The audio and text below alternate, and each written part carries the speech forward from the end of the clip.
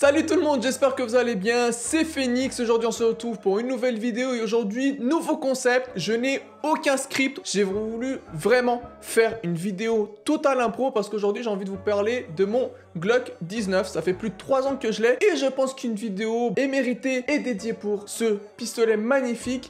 Bon d'accord, je suis d'accord, on est tous d'accord, c'est pas un pistolet pour le tir sportif, mais vous voyez que j'ai fait quelques modifications et c'est ce que je vais vous parler aujourd'hui. Pourquoi j'ai fait ces modifications? Parce que pour moi le Glock 19 c'était la base du pistolet, mais on est tous d'accord pour se dire une chose, le Glock n'est pas du tout conçu pour le tir sportif. Mais avec quelques petites améliorations, on peut s'y reprocher et avoir vraiment un pistolet qui est vraiment fun. Même à 25 mètres, ça reste ultra précis. C'est juste que, bah voilà, il faut lui donner ce petit coup de pouce pour vraiment qu'il soit super. Et c'est ce qu'on va parler aujourd'hui dans cette vidéo. Pourquoi j'ai pris le Glock 19X? Tout simplement parce que Glock, bah ça reste Glock, fiable, précis. Malgré les mauvaises rumeurs qu'on dit, ouais, mais il y a des problèmes, j'ai jamais eu un souci avec mon Glock 19. Si on l'entretient bien, si on fait les bonnes manipulations et qu'on a un bon grip avec un bon lâcher, il n'y aura aucun souci avec ce pistolet. Pourquoi le 19 et non le 17 ou le 45? Parce que bah vu que j'ai des petites mains, comme vous pouvez le voir, bah il fit naturellement sur ma main et j'aime beaucoup son côté compact. Vous avez pu le comprendre que j'aime bien les petits pistolets, d'où le fait que j'ai pris aussi le 43X qui est vraiment pas mal. Il est tout petit pour le coup, mais le 19 pour moi ça reste quand même un gros standard. Il est pas bon partout, il est juste bien, mais dans tous les sens, compact, petit, précis. Pour moi, bah, c'est le Glock parfait. Ensuite, parlons maintenant de partie technique. On va commencer par le haut. Qu'est-ce que j'ai fait? Qu'est-ce que j'ai pas fait? Déjà, j'ai pris un Glock 19 MOS pour Modular Optic System. Pourquoi? Tout simplement pour mettre un point rouge. Là, vous voyez que j'ai pas de point rouge, mais j'ai pris quand même le modèle MOS parce que je sais très bien qu'un jour, j'ai envie de le mettre. Et tout simplement, je l'ai toujours pas mis parce que je pense que je suis pas encore assez bon et assez performant pour tirer avec un point rouge, parce que dès qu'on met le point rouge, bah, ça change la vie. Je voulais quand même encore travailler quelques mois, voire même quelques années avec les organes de visée mécaniques. C'est pour ça que bah on a toujours les organes de visée mécaniques de chez Glock. Pour moi, reste quand même excellent dès qu'on les comprend. Si vraiment j'ai un truc à améliorer, et même pour vous, si vous voulez améliorer, c'est vraiment de changer au moins les organes de visée. Et un avis perso, pour moi, full black, donc complètement noir au niveau de la hausse et au niveau du guidon. Pourquoi pas mettre une fibre optique? Pour moi, je pense que c'est l'idéal, de préférence en métal pour que ça dure beaucoup plus dans le temps. Mais bon, pour l'instant, on reste sur les plastiques Glock. Une fois qu'on les comprend, elles sont juste géniales. Tout ce que j'ai modifié, c'est surtout au niveau du bas. Et la première chose que vous pouvez voir ici, ça va être au niveau de la détente. J'ai mis la Glock Performance qui est une détente pour moi parfaite. Elle coûte beaucoup moins cher que la Timney.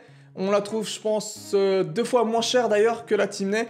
Et pour moi, bah, on perd pas ce charme du Glock avec la détente plastique. Ce qui est vraiment cool sur la détente du Glock, malgré que celle de base, pour moi, elle est juste incroyable. Une fois qu'on la travaille bien, qu'elle est bien, voilà, qu'elle a bien fait son polissage naturel au niveau de la mécanique. Un gros avantage de celle-là, c'est qu'on sent beaucoup plus la mécanique lorsqu'on tire, surtout quand on veut vraiment être précis. Et la première chose, bah, c'est qu'elle est large. La détente, elle est beaucoup plus large que celle d'un Glock standard, donc on va mieux sentir sa détente et ça ramène un confort qui est pour moi n'est pas du tout négligeable à ce niveau-là pour mieux sentir la mécanique et mieux comprendre son arme. Ensuite, le point dur, il est juste net, précis, on le sent vraiment bien, pas du tout spongieux comme celle de base. Et le fait aussi qu'ils ont changé la mécanique, c'est pas du tout la même chose qu'une détente de Glock standard naturellement, et bah ça va casser beaucoup plus net, beaucoup plus précisément. En plus, et c'est le conseil que je peux vous donner si vous prenez la Glock Performance, donc la détente de chez Glock directement, c'est de venir changer pour pas trop cher le connecteur en fait, pour venir encore plus alléger le poids de départ. Et j'ai pris celui de Zef qui est vraiment pas mal. Je pense que là, j'avais fait le test en armurerie. La détente tourne autour de 1,2 kg, 1,4 kg, ce qui est vraiment léger. Pour vous montrer, c'est point dur, il est net. On appuie à peine et le coup, il part instantanément. Qui dit rapidité aussi de tir, dit problème d'élévation d'arme. Et c'est pour ça qu'on va voir le deuxième accessoire que j'ai mis, la petite lampe de chez Surefire. Vous allez me dire, mais pourquoi t'as mis une lampe?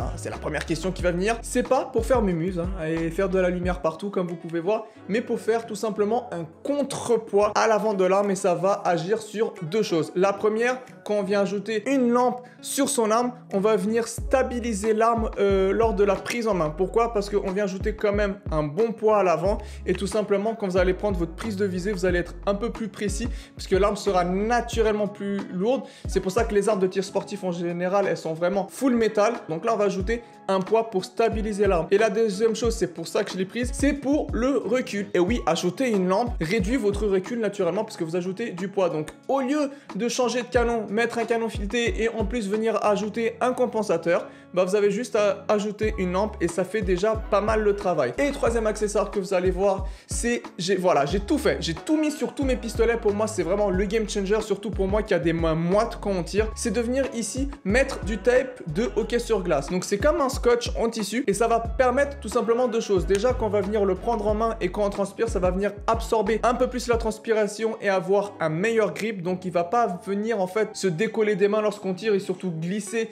quand on veut s'amuser un peu, par exemple sur les gongs à 25 mètres et qu'il faut être un peu plus rapide, bah au moins à chaque coup, on n'est pas obligé de venir remettre sa main faible par exemple ou venir repositionner sa main forte. Et la deuxième chose qui est pour moi super agréable parce que de base je suis pas trop fan non plus de la texture avec les petits pics de chez Glum, même si c'est léger, bah ça va venir mettre une petite couche en fait, donc on va l'épaissir un tout petit peu de 1 mm. Du coup bah c'est nickel pour ma main, pour ma morphologie. Si on veut ajouter tout simplement une épaisseur en plus, bah on a qu'à faire un petit tour en plus et bah vu qu'on a ce côté tissu, on a ce côté un peu mou, donc on attrape beaucoup plus facilement le pistolet et je vous jure que dès que vous accélérez la cadence de tir, bah c'est beaucoup plus agréable. Ensuite on va venir au niveau de l'arrêteur de culasse. J'ai rien fait, du bouton de chargeur, j'ai rien fait, voilà, je laisse quand même un truc assez standard. Le percuteur n'est pas du tout allégé, voilà, j'ai vraiment un pistolet qui est full standard. Juste 3 petites modifications ont changé le pistolet. Si vous pouvez les faire, la première chose à faire c'est la détente, je pense en priorité. La lampe c'est en option si je me permets. Si vous avez une lampe, faites-le.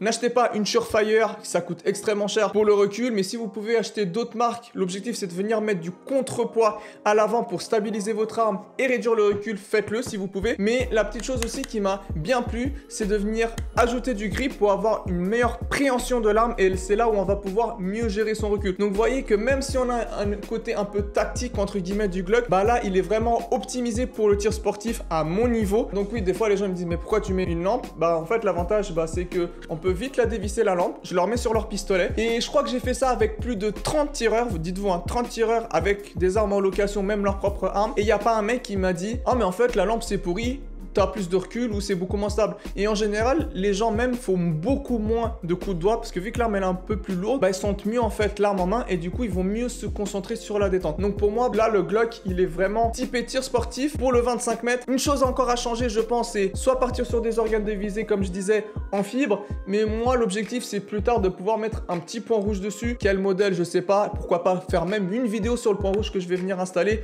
ou même si vous avez des idées, bah l'espace commentaire il est à vous, n'hésitez pas à faire votre pronostic de quel point rouge. Moi j'ai déjà mes petites idées, j'ai 2-3 modèles en tête, mais pour l'instant voilà, mon cœur il balance pour 2-3, mais je sais pas, enfin je suis pas encore décidé, je vous laisse deviner en commentaire, mais sinon voilà, ça reste quand même un Glock assez basique.